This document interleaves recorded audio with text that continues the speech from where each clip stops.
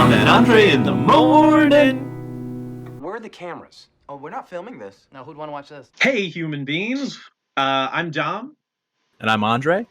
And today, on this bonus episode, we have a very special guest with us, Matt from the Community's Twitter account. Hi, everybody.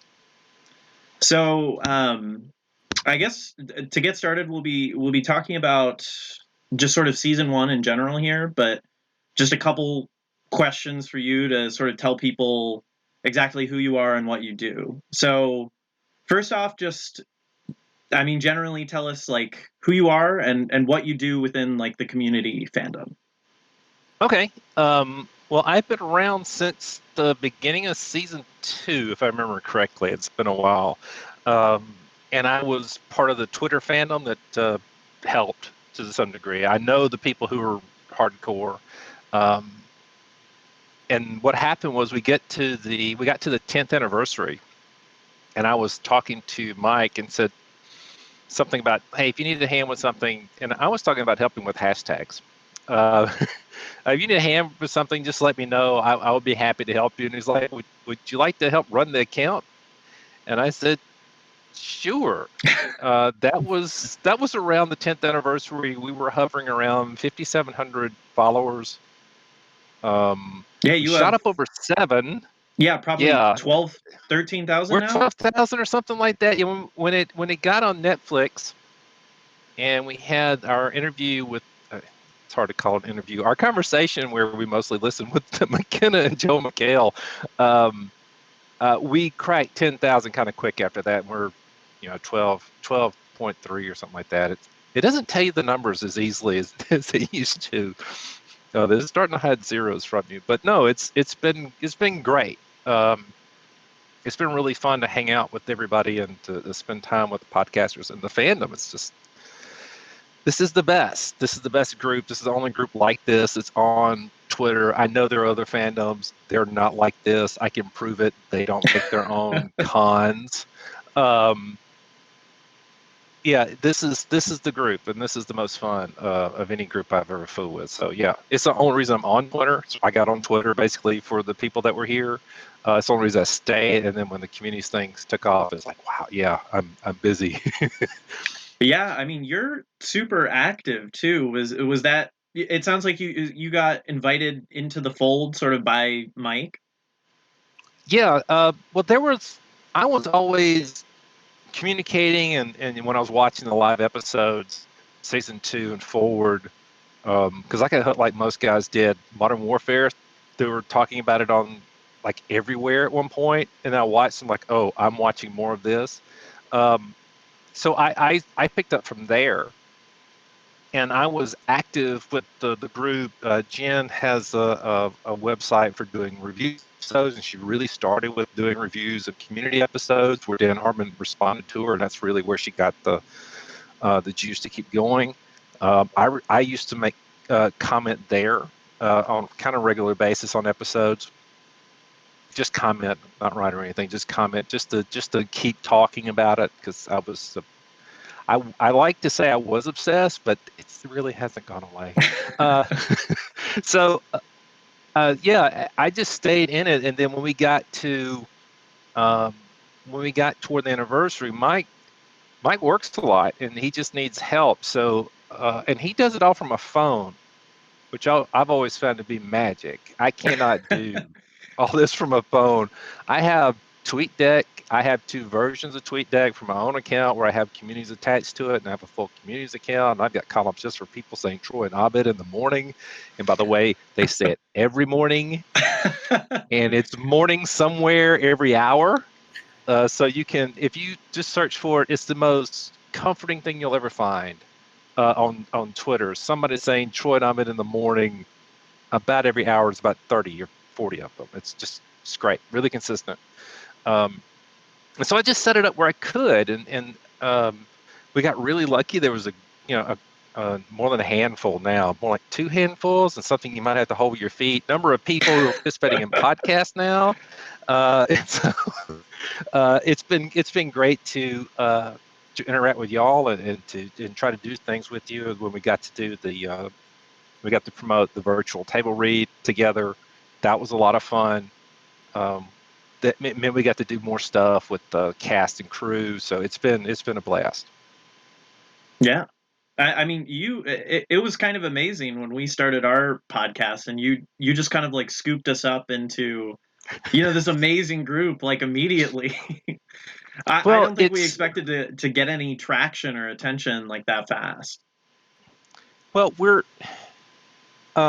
and this is still true. At, I think 14 different podcasts, if you include the Darkest Timeline. Everyone's still pretty unique. Up until there was like 8, nobody used the same music as an intro. It was that, and there's only one soundtrack. Y'all still chose different songs. I mean, so it's y'all each do it a different way. Y'all spend time in the story circle. Nobody else does that. Y'all really work that part of it. Y'all really talk about the story as a structure and how it works, and really examining it. If you're into that, this is the place to get it. I mean, there are other people do other things. I mean, like Alex was going to review episodes. He doesn't do that anymore. There's no reason for him to do it. Right. There's a lot of people doing it in a different way, and he doesn't feel any need to do it. And I understand. You've found your niche, each and every one of you so far. And the new guys who just started episodes, is like 3 of them the past month. They'll find theirs. Right. I mean, they'll find theirs. I used to teach history in college, and I was not upset by John Oliver's thing. He's right. But what you tell people when they go to write is that, look, you have a perspective. You have your perspective, and it doesn't matter what you think, as long as you can figure out a way to say it and prove it. That's yours, and I can't replicate that, and that's the most interesting thing you can produce. So that's what y'all have done, is each little group has done their own thing, and they've done it their own way, and it's kind of fantastic. It takes a lot of time. Now there's a bunch of you, and I admit, none of you get listened to at the regular speed. That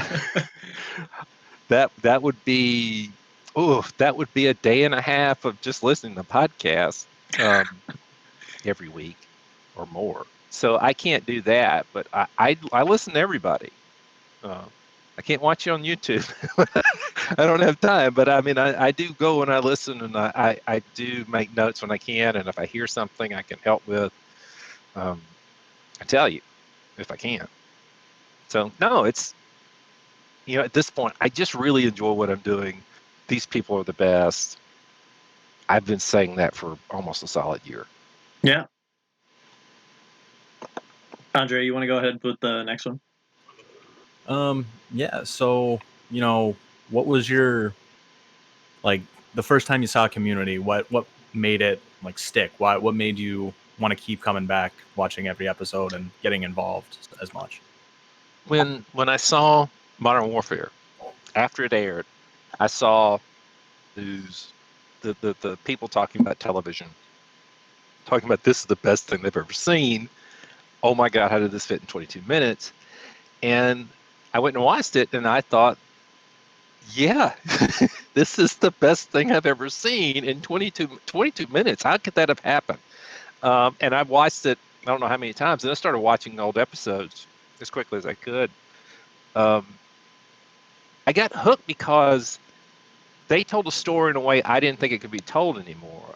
I mean, I watched every episode of Cheers back when I had an antenna and no VCR, no VHS antenna, which means if you missed it, you had to get the TV Guide and hunt it down for that one more chance that would happen after either November or May sweeps. So your best chance was during the summer.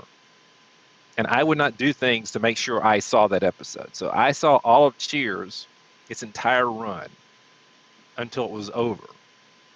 And I watched some of Seinfeld. When they got weird, they were interesting. The first season, I thought that weird, good. I watched them for a while, and they got kind of bad in the end. I stopped watching. But, great television is rare. Good television happens a lot, but great television is rare. And Community, when I watched Modern Warfare and then went back and watched the pilot didn't strike me that well. Spanish 101 didn't hold me that well. Introduction to Film was perfect. Football, Feminism, and You was perfect. Statistics is perfect. How do they get all this done? And I was addicted. And then the season 2 opened. I've said many times, season 2 openers were my favorite openers. It's really good. So I just kept watching. And then I remember telling my wife, who was already tired of my obsession, I remember telling her after Virtual System Analysis, I said, this is the greatest TV show I've ever seen. They can do anything, and I don't know where they're going, and they can pull it off every time. I don't know any show that can do this. And I remember that being just my wife going, oh, okay. And she likes it fine, just not, not as obsessed as I am. I'm actually looking for something. It's right here. Oh, she got me a Blankensburg little poster. It's somewhere in this room because it's about to be hung up for Father's Day, and I've got it framed now. I got hooked there. I mean, Andre, that's where I really got picked up with it. Was, like I say, every dude I know. That's not true. Someone get hooked with D&D, but that's the two most often that really get people and pull them in. Yeah, that's awesome. I mean, that's a great first episode to see too. Like if that was the first episode, I would be hooked immediately. It's like, can they do this every week? How can they pull this off? And of course, they don't do that every week, but they do tell a story in a way you don't expect. When I first started watching, I didn't know anything about the story circle. It just worked for me. It hit the right. How do you be funny and feel? That's a hard pull. They did it. They did it regularly. And they did it in ways that were subversive. They did it in ways that didn't fit whatever structure you put in place. I just loved them for it. I love what they did with it. I love how the cast, partially because of how difficult this whole process was, I love how the cast just embraced the fandom and what they meant for the show. So Modern Warfare is a great hook, and it's just a great introduction. It allows you to do whatever. It allows you to believe whatever they can pull off. They can pull off, because that shouldn't have been possible. Yeah, I think I must have seen. I think my first exposure to Community was probably also Modern Warfare, and I think it must have been a rerun of it. Like it was popular, so they replayed it or something. I just remember seeing it on the TV, being like, "What is this show?" Before I even knew what it was, I'm like, "This is a show about a community college." Yeah. Back in the old days, they play new episodes through November, and then they take a break because November's a sweeps month. They have a break for December for the most part. They have a few, but for the most part, December's holiday episodes and movies and stuff, college football. And then they come back in January and have a sweeps in May, and then you get reruns after that. So you might get a few squeezed in, especially now when you have fewer episodes per season. You get a few squeezed in here, there. But for the most part, that's how every TV show ran. And so your chance of seeing an episode again was always in the summer, or in December, they might do a first season again. Right. But now I don't even know how any show works. I mean, there's 13 of them, and that's supposed to last a year. No, it does not work. I need more. I need 22 at least. That's 24 is better, but 22, come on. Yeah. And I guess this just sort of came to mind. You mentioning the cast. Well, I guess one more thing about Twitter. This is just a comment mostly. I mean, now I see the cast turning to you guys to say, "Hey, what happened in this episode?" Yvette Nicole Brown saying, "How many different children did she have?" Yeah, well, she said from the beginning. She said there was 3 different sets of Bennett children, and that's not technically true. There's 3 different sets, and then there's others that are only seen one of them. So there's enough to make 4 sets. But no, I think she's accurate that there's 3 true sets. But yeah, they're completely different actors. There's 8 different actors that end up doing it. So and some of them are pretty well known. I cannot remember um, season. I think the one for me, the season two, the season 2 actors are fairly well known. Or season 1, excuse me, the one from the episode you're going to get up to soon, genealogy. Yeah. Yeah, one of those is been a regular actor for ever since and before. Oh wow. Yeah, you're gonna find him. Gosh, I cannot remember the TV show he was last in. He was in some. It was a bad show. It's a bad show. It was an ABC show where the guy was sensitive and she was tough, and she was from Walking Dead. I cannot remember the name of the show. Andre, do you? Gee, I'm drawing blanks. It was ridiculous. It wasn't a bad show. It just wasn't great. I can't even remember the name of anybody in that cast, but he's in that. And he's good. He's funny. God, I'm just going to drive me nuts. The internet will solve things. No,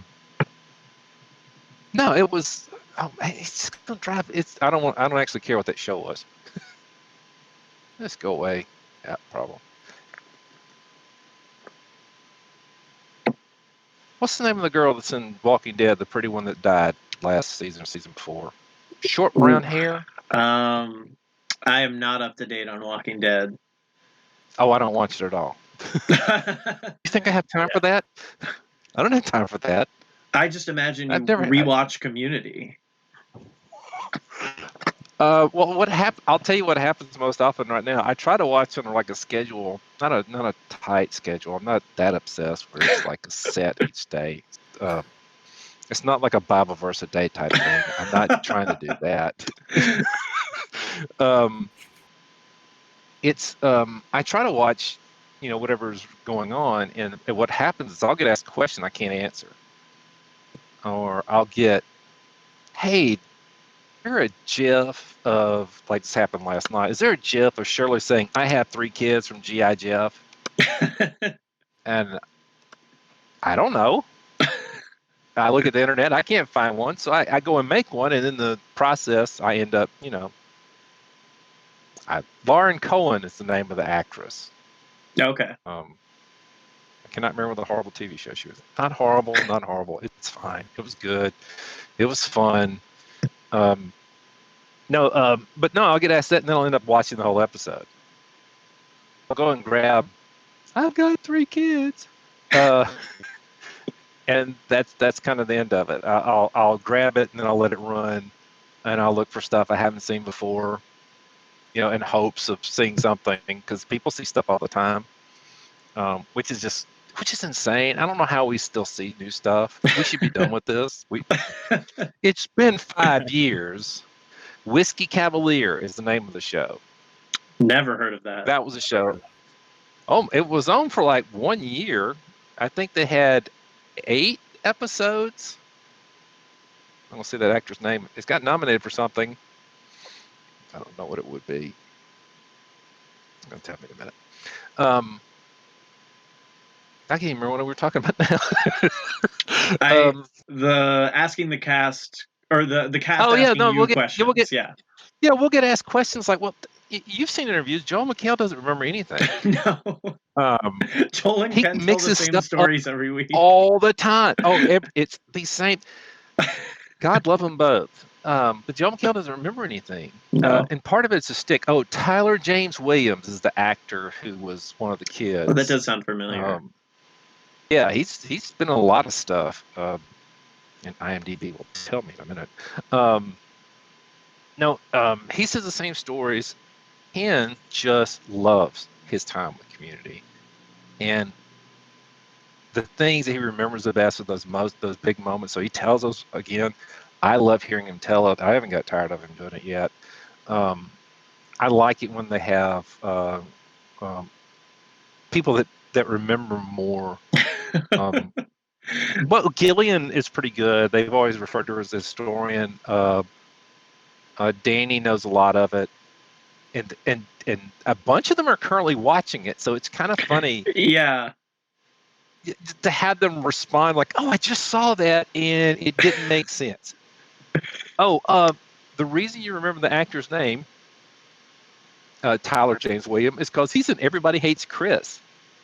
Oh, okay. He's Chris. Yeah. No, they don't remember stuff, and now they're watching it, and so they're getting to be us for the first Right.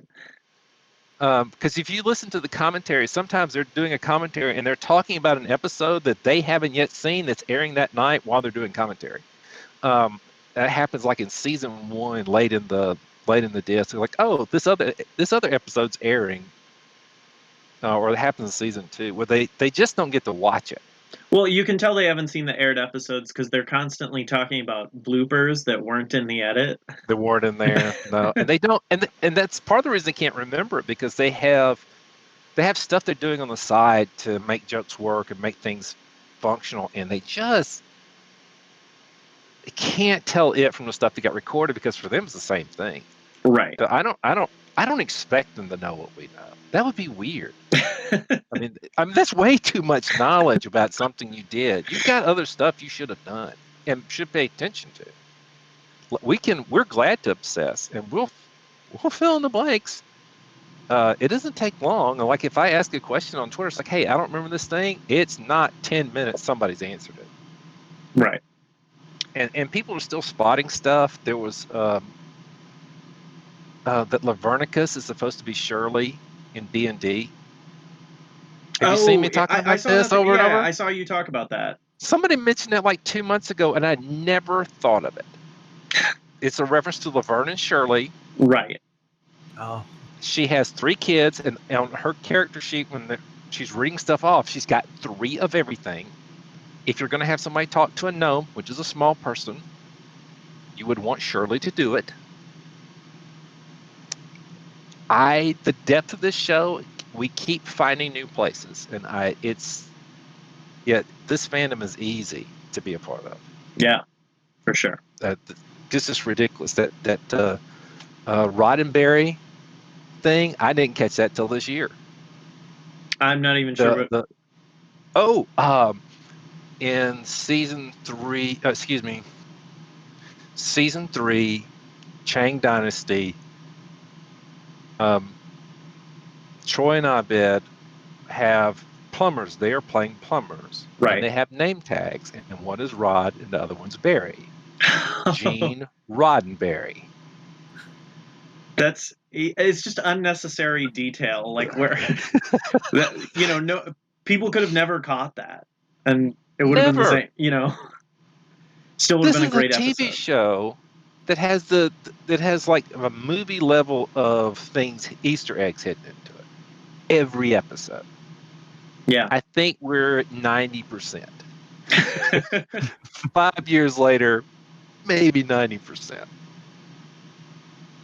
So just to transition things over to talking about sort of our main thing, which is season 1. So you've kept up with us, I guess. So we've talked about the first 10 episodes at this point, and as you mentioned, actually, I mean, there's some high points and some low points. I think we mostly agree with you on which are the high points and which are the low points. Though I don't think we liked football feminism and you as much as some people do. But I found it's women generally like it better. I can see that. It's definitely a gender issue. Not issue. That's the wrong word. It's definitely a perspective that's different, because especially for those that really like where their main character really is Annie. That is an episode that matters. Yeah. Because she grows up in the episode, and that dialogue on the football field is top notch. Yeah. Is like when people were talking about their favorite seasons recently, like trying to rank them. By the way, I don't do ranks. I cannot do it. It's a constantly moving target. Whatever I sell last, that's really good. Everybody that says season 1 usually starts talking about the dialogue, because the dialogue in season 1 is tighter than any other season. If you're talking about over the top, it's season 3. And if you're talking about just blowing your mind, it's usually season 2. So what you find to be the most valuable thing about Community is the thing that guides you to what you end up choosing. Sure. And so I've found that the people who love season 1, part of it's because they do a better job with the character growth for all of them. But also it's about just how snappy the dialogue is. They never get back to that good. I mean, they're really good in season 2 and season 3, but some of the stuff in season 1, with their exchanges they're having, there's nothing like it. Yeah. Not on television. Not otherwise on television. They didn't do this. Yeah. So Oh, I especially I guess oh my god. yeah. This is six different sets of DVDs. Yeah. Blu-rays Christmas. Yeah. We need a Blu-ray set. They're pricey. Yeah, that's why it's waiting. Yeah. But no, I bought the other ones as soon as they were out. That's why my season 6 doesn't have commentaries. Oh. Yeah, season 6 DVD does not have commentaries. If you want the commentaries, you have to go listen to it on the Yahoo pages that are still out there. Oh wow. Those still exist? Oh yeah. Yeah, there's I've got a link to them somewhere. I mean, I'll share them with you. Yeah, I've got a link to a bunch of stuff. But yes, the commentaries from Dan from the episodes are still there, so you can watch the episode and listen to Dan. It's just Dan. Dan sounds really tired. He's really rough on grifting. It really always threw me how rough he is on grifting. But he's just been sitting there being honest, and listening to him is really interesting. Ultimately, I like commentaries a lot. Yeah. But that was of all the seasons, that's the one that just has Dan. And what does I like Dan? I liked it better when they were all in the booth, clearly drinking and watching the episode for the first time. That was always a lot of fun. Well, I correct me if I'm wrong, but from what I understand, like a lot of when they were doing like those extras, like a lot of times that was literally like kind of when they were having the party on set was they were like recording these Yeah, extras. from what I could tell, I mean, yeah, a lot of times it's just, well, sometimes while they're shooting, like it's still in the middle of the season, they're doing DVD commentary for an episode that it hasn't aired yet, or right. they haven't seen, so they're first seeing it then or recently here. So they've got a lot of stuff that if you listen to particularly season 1 and season 2, they get in a lot of commentaries where they're just talking about nothing that has to do with the show. They're talking to the people that are there that day, like the guy that's there for Global Conflicts. That was Martin Starr. Is it Martin Starr? Is that right? I was confusing him with somebody else. But the actor that's there is in the booth for an episode he's not even in. Andy Bobbrow's in there. He didn't write it. The writer who wrote it is on the phone for the first 10 minutes, and the signal keeps going bad, so just hang up on him. I mean, it's just this. It gets kind of ridiculous into season 2 and season 3, where they just have these moments where they just can't. They've given a task, and they're just happy to be relaxing and watching the episode and having their own reactions to it. And some of them know nothing about what they're seeing in front of them. And Martin is funny, talking about the episode he hasn't seen. He goes, "Well, I'm not in this particular scene or episode." I mean, it's just nice little bits they get to do because of it. So there's, go watch all the commentaries. They're totally worth it. Yeah, we need to get on that, I guess. Yeah, we'll have to do an episode once we finish season 1. Just an episode of the commentaries. Season 1 is the best for commentaries because they're always, I think for the entire set, it's the writer, a couple of actors, sometimes Dan's not too often. We have Donald Glover in.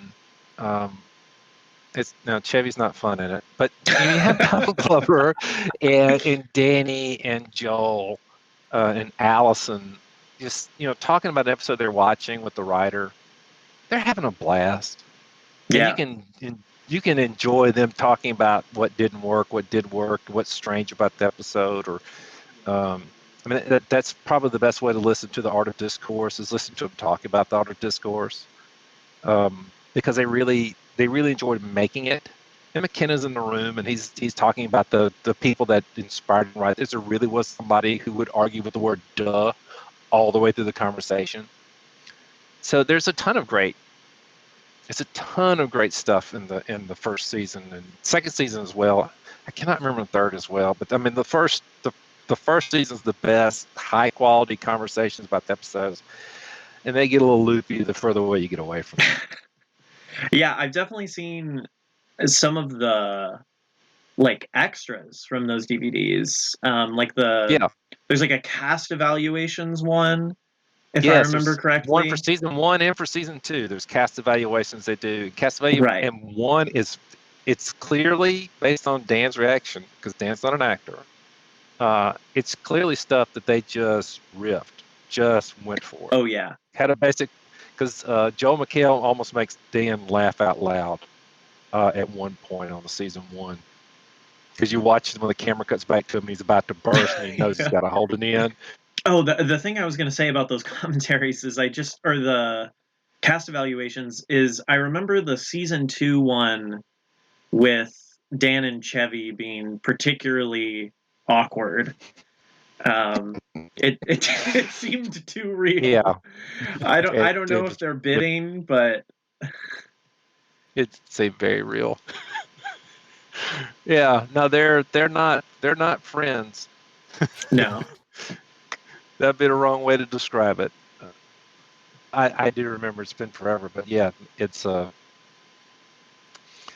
don't know how to describe it. I don't know how people work in that kind of condition, and Dan was not known for being efficient. Right. And so it's the nicest way I could say it. He's last minute. They're on teleprompters at times. That's really hard for actors. And I can tell you, as I get older, it isn't fun to be exhausted and then still have to do your job. And I get exhausted way faster than other people. So younger people, 30s, I could work just like my 20s. 40s, not so much. I'll tell you about the 50s once I get through with them. Not particularly good.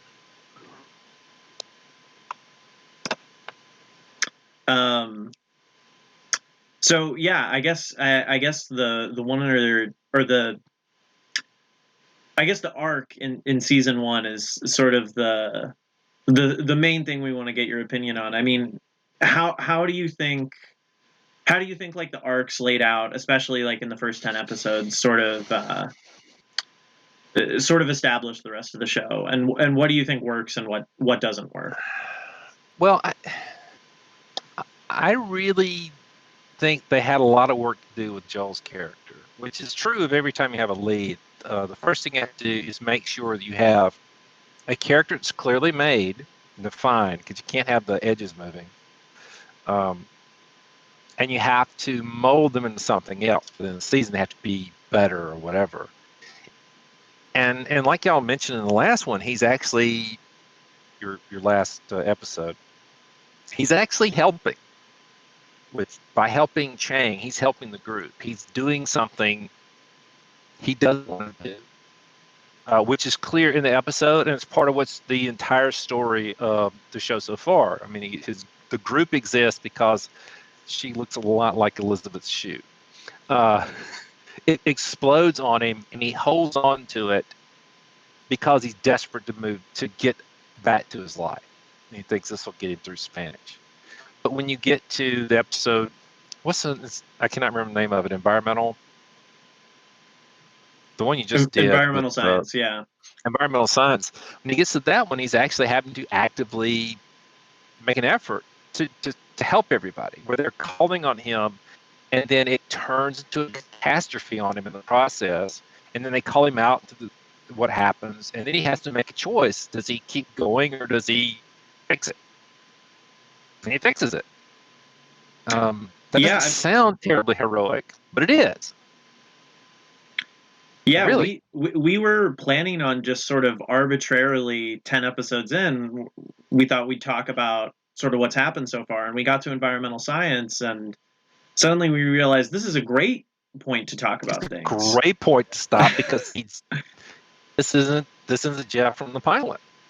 This Yeah, isn't Jeff from Spanish 101. I mean, it's a great spot where he's done this before. I mean, he's chosen a group. He's even chosen Pierce over Professor Slater. That's a real stretch for most human beings. And he goes and does the right thing. So he's learning how to do it. He's apologizing for it, but then he's not apologizing. And when he's being watched, he does the right thing because it's expected.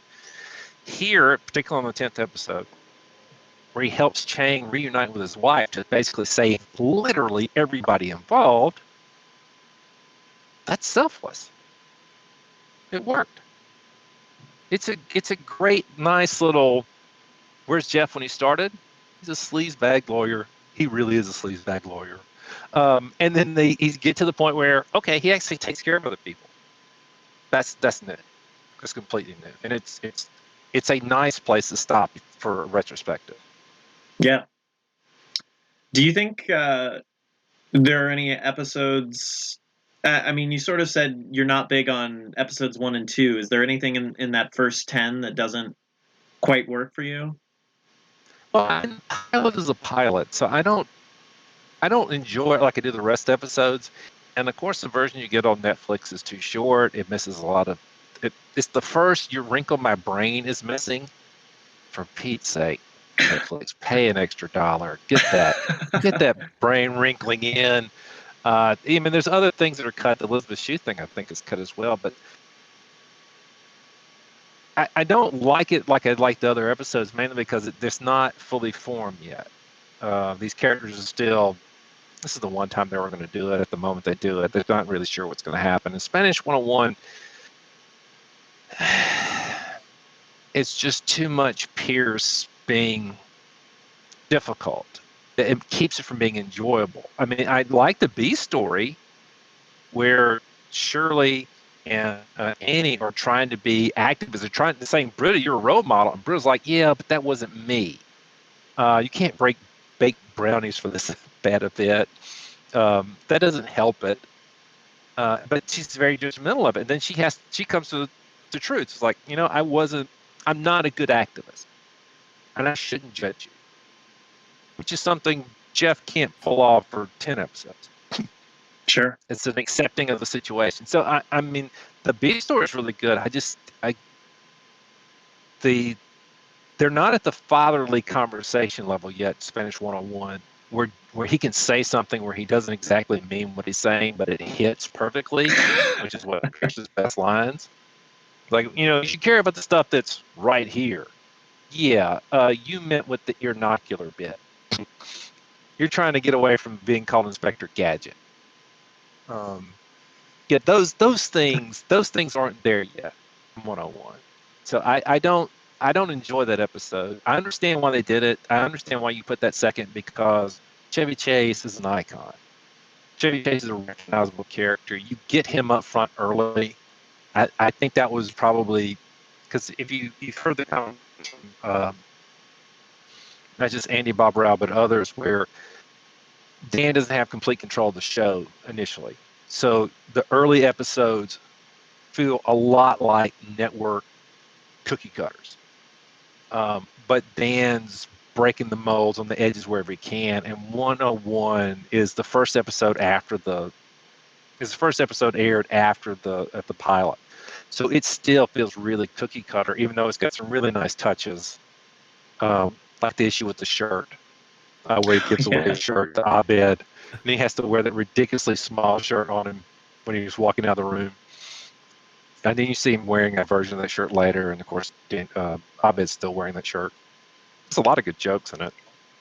But no, I don't like those two that much. But the next one's Introduction to Film, which when people our recent thing on Twitter was talking about the episode you did, that's my first one that's underrated, because they're breaking traditional storytelling for a character who's clearly on the spectrum somewhere and has trouble communicating, and you know this because his father can't communicate to him at all.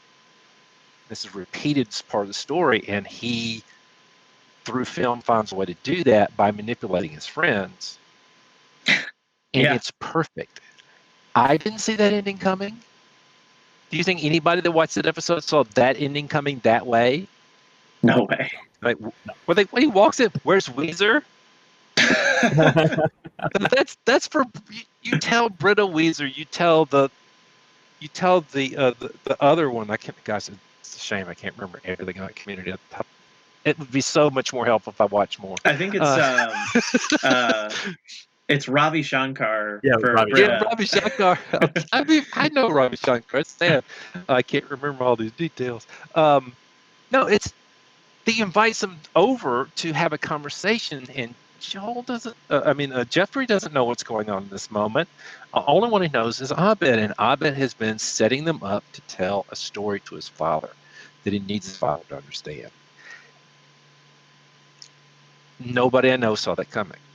Nobody ever watched it episode. Oh, I saw that cool Abed film bit coming. Nobody did that. It was really good turn.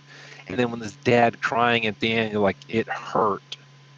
And that's when I understood what Dan was capable of. Well, and that's just one story in that episode. That's not even the only one. Yes. There's an accounting class being taught by somebody who clearly doesn't care about accounting. Yeah. I think I missed that on a recent question. Like, what class was it teaching? Like, I have no idea. I assumed it was a philosophy class, but it's an accounting class. I have a CA. That's not accounting.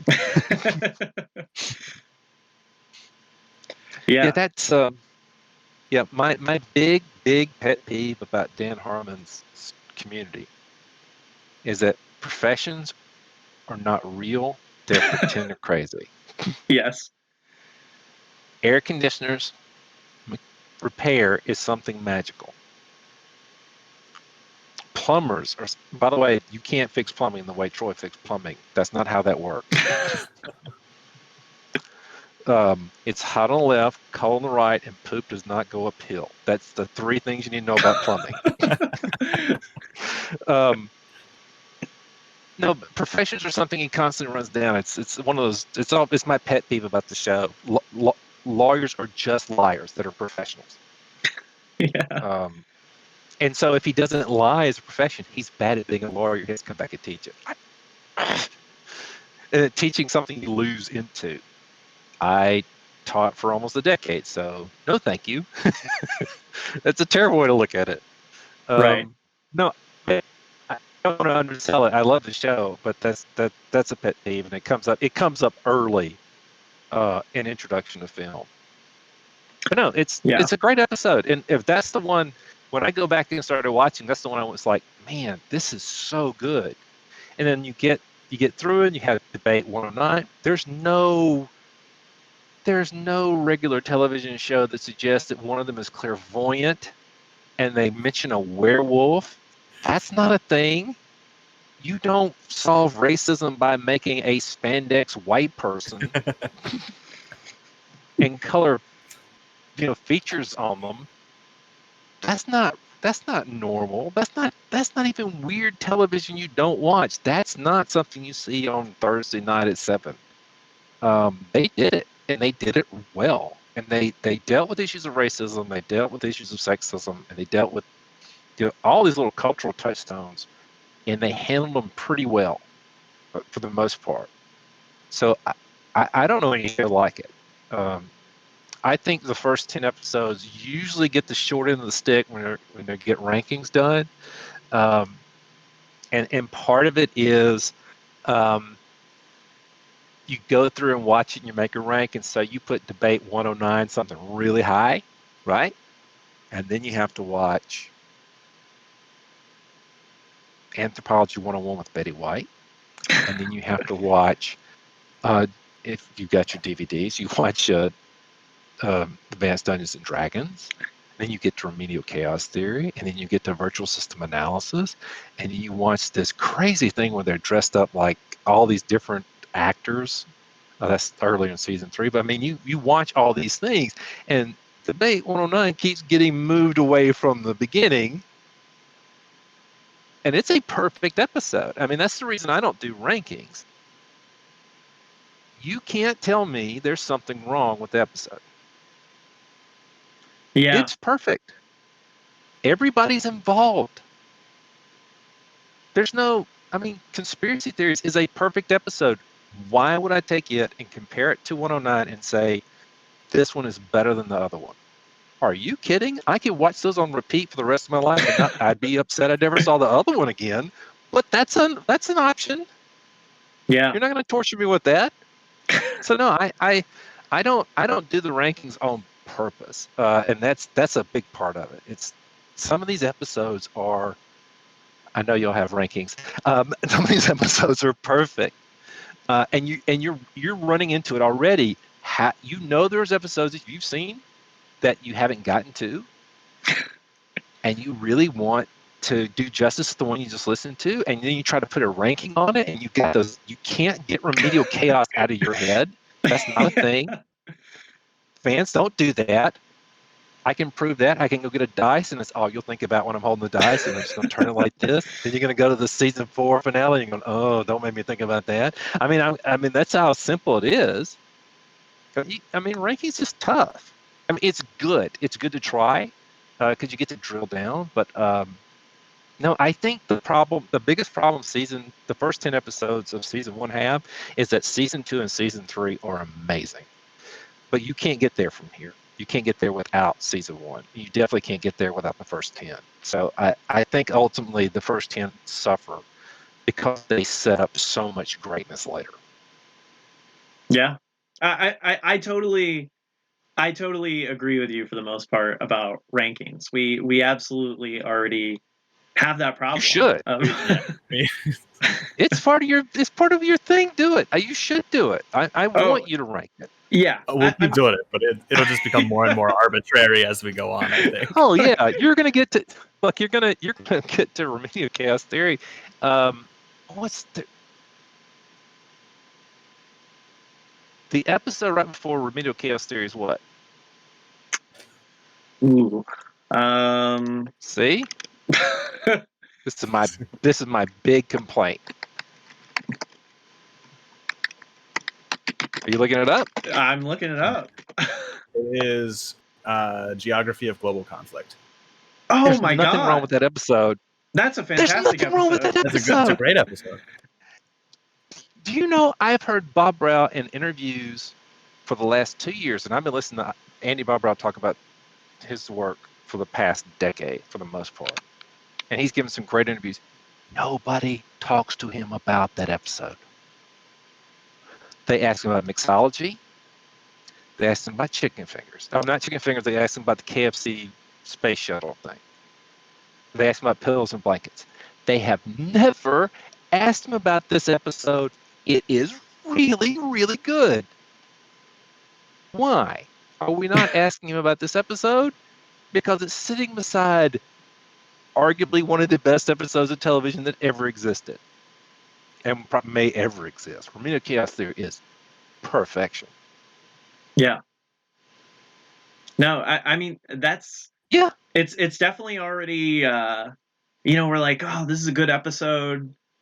It's good in a different way than the last one, though. It's I mean, I remember watching Virtual System Analysis, and at one point that was my favorite episode for like a year. I remember watching because you don't expect it. They're playing people playing themselves. They're playing different characters. They're playing the Abed version of Jeff. They're playing the Abed version of Shirley's. He did a really good Shirley, but he did the Abed version of Shirley. I mean, that's different. And I remember thinking, I didn't see that coming. I didn't see the ending.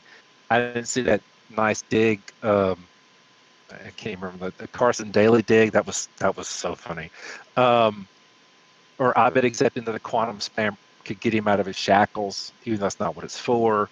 I mean, none of that works without the build up they got there. But I mean, it's a great episode. But I've seen great episodes since, so that it's no longer like, I don't think it was the best one. I think it's underrated. But I'm going to say anything is not number one, and there's 110 episodes that fall in the potential category. I'm not kidding when I say to people, I have 60 potential number ones. Yeah. I mean, that's what this show is. Yeah. But Yeah. no, y'all should keep ranking them. I don't mean Oh, to we say. will. Yeah. I like that. I like listen to the struggle of it because that's part of the fun of it. I just can't do it. I've given up. I've made a spreadsheet. It had 12 different columns on the edge to help me figure it out, and the result is I know that 12 of those are arbitrary. Yeah. I definitely think we try to think about it like we've never seen any of the episodes ahead of it. But then even just comparing it to the episodes that came before, what do you do? I don't know. I mean, you just did environmental science. Debate 109 was right before it. Home economics was before that. Yeah. Home economics is really introduction to statistics before that. I don't remember your ranking, but is advanced criminal law beneath all of them? The ones I just mentioned? I think so. I think the low point was either social, because it's like it goes up to introduction to film and then goes down to either social psychology or advanced criminal law, and then goes up pretty much straight from there. Yeah, advanced criminal law was like our low point, I think, other than the pilot. Advanced criminal law has the first Leonard moment. Yeah. Naked in the pool. He is only below Chevy in number of episodes. So take the top 9 characters, or 10 characters. Chevy's right there, and then right below there is Richard Herdman. In his first scene where they almost killed him in the pool, they had that completely ridiculous conversation about the table. And he makes this really good speech at the end. And I can't even remember anything else about the episode other than off the top of my head. But the main story. I'm sure everybody else was doing something. I just can't remember off the top of my head. Right. Maybe that's ultimately the weakness of it. I think that's sort of what we didn't like about it. It's the Troy and Abed like prank B plot is one of them. Like Abed trying to convince Troy he's an alien is, I think, that episode. Mm-hmm. Yeah. But here's my argument for it. Troy does not know what he's dealing with. Yeah. And that's he's got to learn that Abed is not like everybody else he's ever met. He does not yet know, because that happens in the episode you just went through. He does not yet know that he has to be a friend to Abed. He doesn't know how to do any of this. And it sets up the callback that you get to season 3.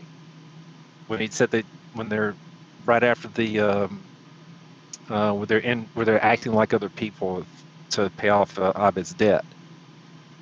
So he's like, you said we never lie to each other. That's a reference to that episode. So it's a great point. Even the weakest episodes of Community are tied to something. Like Art of Discourse, which when you get there, you're going to trash the kids because they're really obnoxious.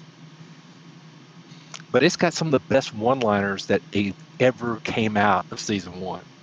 Where he's sitting there going, here's the villains. He starts naming off everybody from the cast of Entourage. Then he goes, "Man, that show was sloppy." That is so perfect. I love that line. I love that bit about he put mustard on his pretzel. It's got so many good moments in it.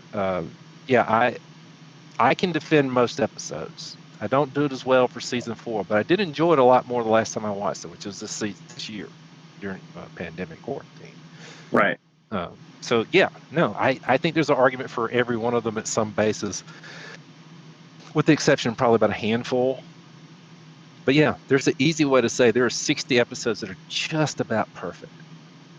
Yeah. And that's what makes the show worthy of all the attention. Yeah. So, well, I guess I have one more like direct season 1 question, and then we have some quick things at the end, I think, which is what do you think of the early Britta characterization? This is obviously something we talk about a lot. Yeah. I like her in season 1. And I understand why they did what they did. It's, one of the disadvantages of knowing everything afterwards is that Britta's character in season 1 seems strong, but there are moments where they suggest that's not true. Spanish And 101 kind of comes to mind. Spanish 101 comes up. Art of Illusion comes up. Communication comes up, because what Abed is the one who understands everybody's at the table. He said Britta is the one who cuts and runs. That's her strength and her strategy. What she's done is stayed with the group, which she has not really done before. So she gets exposed as being shallow in these things that she seems to care about a lot, and a lack of knowledge. She's not passionate. She's very passionate about things. She's just limited in what she knows, and part of it is the way she's passionate about it, because she's passionate about everything. There's a great line in season 2. It's like where she says something like, "I'm serious," and Shirley looks at her and goes, "We know." That line means we know you're serious now, and we know you're always serious. I like Britta caring about stuff, and I like season 1 Britta. I know that the network didn't. I know they wanted to get rid of her. They want to replace her with another actress. That was the issue. They really like Gillian and wouldn't let that happen. And the problem is, the network wanted Ross and Rachel, and they're not Ross and Rachel. And Which, remember thank that line? God, that's not what Thank happened. God. Dan does not want it. He's never interested in that. He didn't tell the story well when he did. But because they don't get what they want, they're unhappy with her, and they want somebody who's funnier or better recognized, whatever the combination was. And so the problem becomes what? You have, I think, second and third on the call sheet would be Gillian. You got somebody hopping it. How do you have them still be part of the TV show where they're no longer part of the main character's love life? They did what they could, and they made her sillier, and to soften the edges, because they didn't want to take away from her passion, and break the character. They made her sillier. They made her more cartoonish. And Gillian really is good at whatever apparently you throw at her, because apparently she can do everything. She's directed documentaries now. She does a bunch of voiceover work. We know she can act. We know she was a serious actress before Community, and she's done serious stuff since, and she's really good at comedies. They just decided she's worth keeping her around, even if they have to change the character a lot. So I hate that they made her as dumb as she was. I wish she didn't get blonder in the process. I think that was a tip off to some degree. I love Gillian Jacobs acting and being on Community, and I thought Britta in season 1 was the best version of Britta. Okay. And I liked her. I know she's severe, and she's not meant to be funny. It actually, the whole thing about having a straight man, she was really good at being a straight man for that stuff. And when she tried to be funny, when they had her character try to be funny, it failed. That was funny. It allowed them to be mean to somebody who could take it. I mean, you're mean to somebody you can't take it. It's hard. You can't be mean to Annie. You can't be mean to Shirley. She will shove you through a jukebox. You can be mean to Pierce because he is a ton of things that are bad. You can't be mean to Abed. They're kind of agreed there. It's hard to be mean to Troy because he doesn't understand some of the stuff that you're saying to him. He's not even sure if he's being dissed. That's coming up. And being mean to Jeff is everybody does that. And Jeff just keeps rolling because his ego's in place. So you had to have somebody who could take it, and that's how they solve the problem. They don't break her. They keep her strong, but they allow her to be goofy. I mean, even in the episode you didn't really like this much, Advanced Criminal Law, she's going to community college, and she wants to not take tests or fail them. That's not how college works. So I think there's a we know there are problems to her character that you can make an argument in season 2 get exposed. In season 3, near the end, kind of goofy. Season 5 and 6, almost unrecognizable sometimes. But she's always passionate, and Gillian could really just. I think it's part of my general statement about the cast. Those people, particularly Allison, Yvette, Gillian, and Danny, and Donald, they could do anything you threw at them. Chevy Chase could be Chevy Chase. Joel, it was getting better. Season 1 to season 6, way better actor.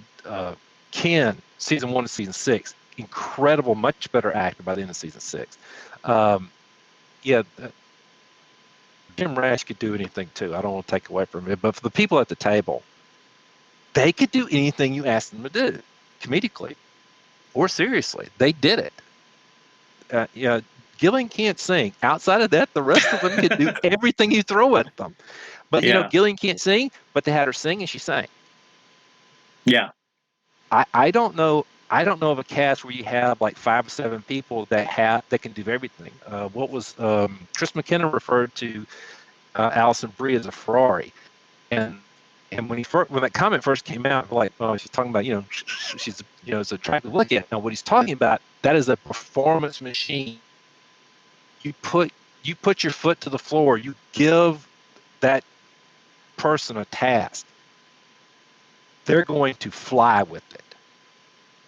He may have been talking about she's attractive to look at, which is a true statement, but what he was talking about primarily was that I give her anything to do, she takes off with it. Give her a little scene, she makes it work.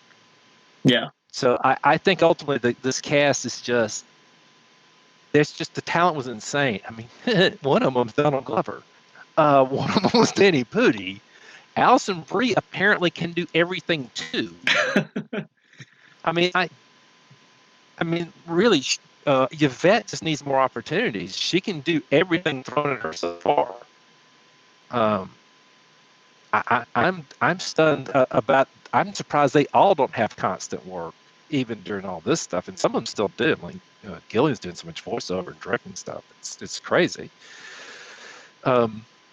This is just one of the most talented group of people at the very beginning of their careers for some of them, and just made the show so much more special. I just think they run into ultimate problems because when you have that much talent, you can do everything. It doesn't have a proper limitation. So Allison's a schoolgirl one episode, and she's the most adult person in the room the next one. Yeah, because she can do it, and it made the character uneven because of that. And that's one of the major complaints for people who really like the Annie character. But no, the first 10 episodes are great. Stopping points, perfect, wonderful. I enjoy them. Still watch them. All of them. So, 10 episodes in, the community is great. How do you feel about our podcast so far? You're the only ones that's spending time on the circle, which I like. If you've watched something, by the way, I can't watch Community in the background. Who does that? People talk about that on occasion. How do you have these things going on where there's stuff going on in the background that you need to see? There are posters you need to read. I can't do it. Y'all spend time and walk through it, and you've gotten much better at it as you've gone. I mean, that's the best part about, look, everybody doing their pilot episode tells me too many times about how they're uncomfortable doing a podcast, and these are the mistakes we've made. Don't point your mistakes out. Just keep going. It'll be okay. Y'all know it's the banter, and you're all above me on the camera. The banter between you two as you're talking about it. That's the fun part. That's the best part, where you have something happen. You're like, oh, I didn't recognize this, or oh, I didn't see this, or this is the best part for me, and you have a conversation about it. I don't know how scripted or unscripted it is for you, but that's the best part of these episodes, where where two people who really know the subject and care about the details have a conversation about something I really love. I'm in. I'm listening. It usually takes everybody a couple episodes to get there. Just the way the thing works. But no, it's really good, and you've gotten to a really good rhythm with your podcast, and I enjoy it because of that. I like the story circle bit. I like that you're putting decimal points on your rankings. That's ridiculous. You're at 100th, but you've got a whole number, so technically you've got way more potential points than spots for episodes. I love that, and it's ridiculous. So do you. I mean, that's the best part about it. Every one of the podcasters does something unique. My favorite part about it is y'all will grind down. You'll come to the end and go, okay, how does this fit the story circle? Where do we rank this stuff? What makes this ranking what it is? That conversation's always useful to me because I don't keep up with story circle well enough. And I got to tell you, somebody runs not a podcast. I don't. I'm a guest more than I'm anything else. As someone who is running a Twitter account for a fandom, and you're technically, I guess the term is OG for this category because we're 7 years old, and there are other bigger ones, but they're 2 years old. When you're that account, you've got to know stuff. You can't kind of know. Like when the community account first came back online, that first person doing it did not know terms yet. I'm just being polite. They didn't know it yet. They're much better now. But the first couple of times it was off. And people complained. That was so much fun. Like they said it wrong. They were complaining. It's like he didn't use Abed's line, and they said it wrong. That happened. And thankfully, there was a Troy line that they did copy. It was a deeper cut. They just didn't recognize that it was intentionally a deeper cut. And so it was good to just point it out. I said, no. Number one, they can do whatever they want, and I want them to do it. It's good for all of us. But number two, they're actually making a good pull here on occasion. So don't give them any grief. Let's let them do their thing. And they've been more active since Mike, basically messaged them and asked them to turn it back on. I mean, yeah, that's the only reason they're on now. Oh, did you not know that? No. I am so sorry. No, before the McKenna event,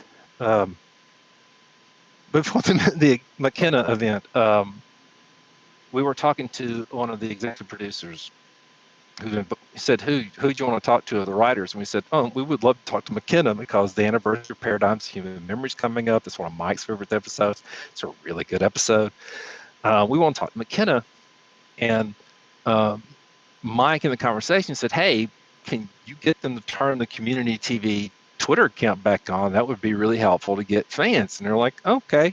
And then the first thing you see from like a 3-year hiatus or 4-year hiatus, they're talking about our conversation with McKenna. Wow. Yeah, that's where it started. And they've been fairly active on and off since then. You usually get something out of them a couple times a week, certain times a day. I mean, it's right. I'll take it. It's great. I almost tweeted recently about how I think that account is a little cringe sometimes. It's definitely not as on the pulse as some of the podcasters, I think. Oh no, they're not doing it that way anymore. I'm taking Dan at his word that in May there were conversations about potential movie. I'm taking him at his word when he said that in May. And I know that those things aren't things that happen easily in normal events. And we are currently in a pandemic and it's horrible. So yeah. I'm assuming all those things are still in the air, and there is an argument. Not an argument. There is a reason to keep doing it. And when they go dark, I'm going to be unhappy. Yeah. I want them to keep going because it tells me that there's interest on their end. Yeah. That's actually exactly what I was going to ask you about. We need to wrap up here. The obligatory every community interview question. What do you think of the movie? I know it's sort of general consensus that people want it to happen, but I definitely worry about hype. I've said this before. I think it would be really hard to live up to everything everyone has built up for it. So what do you think could happen in a Oh. Community movie? My personal preference is that Abed is living with Troy in Atlanta, and something happens, and Troy sends Abed to get everybody back together. So you have Donald at the beginning, and then Abed goes and basically runs through, chases the MacGuffin of the story, and pulls things together from that perspective. And so he first goes gets Jeff, and then we go and get the rest of the characters and combine them back together to do this task. That is a fresh take. I have not heard that. I'm sure somebody else has said it, but that's the best joke to me is Troy is in Atlanta, and then and since they make a lot of television there, it's completely normal for Abed to be there, since his last thing at the end of the season. So if he's living basically in Troy's mansion, they can make a joke about dance pants. I'm all for it. And then whatever the MacGuffin is, the event, he goes around and gets everybody. He gets Jeff, he gets Shirley, goes around and gets the rest of the cast. Chang sneaks into the trunk or something, which is a nice reference to his Hangover movies. So there's plenty of opportunities to write it. You just have to figure out what the MacGuffin is. As far as it's ever going to happen, I don't know. I'm for it. I agree with you that there is a problem of hope being greater than what a movie could pull off. I think we'll get over it. I think ultimately that's the answer. It's never going to be everything we want it to be. There are ships that conflict. If you have to have your ship, I'm sorry, you have not paid a lot of attention to how Dan behaves or talks about ships. They're not going to happen. You don't retcon somebody 5-6 years older at the end of season 5 and expect ships to work. I don't think it's going to happen the way people think. I hope it happens. I really want it to happen. Until it doesn't, until we're aged out or whatever happens, I'm going to be for it happening. I don't care if it's this geriatric Annie and geriatric Jeff. It's more of a Star Wars sequel. Once you're 90 and 75, who really cares about age differences? I mean, you're both on Social Security. So, your walker is more stylish. I don't care. Do whatever. I really, if they do anything, I'm for it. Whatever they do, I try to watch. So Gillian's got a movie coming out on Friday. I'm trying to figure out how to rent that thing and watch it. I don't watch horror movies. I'm still going to figure out a way to watch the rental. Allison's latest movie. So no, whatever they do, I'm going to watch it because everything we do that talks about them, that interacts with them, that promotes their work, makes them more valuable. And as long as that's true, then I'm going to do that because that's the best way I can help make the movie happen, is to be an advocate for every member of that cast and crew. Absolutely. Yeah, thank you so much for talking to us, Matt. This has been great. You have awesome perspectives and detailed perspectives on everything. I'm sorry, maybe. Yeah, sorry. No, I mean we love the details, and we love hearing your perspective as one of the scholars of Community's fandom. They're great. Yeah. So thanks again, and thanks everyone for listening. I'm Dom. And I'm Andre. And I'm gonna. Doesn't matter if you're interested. Dom and Andre in the morning.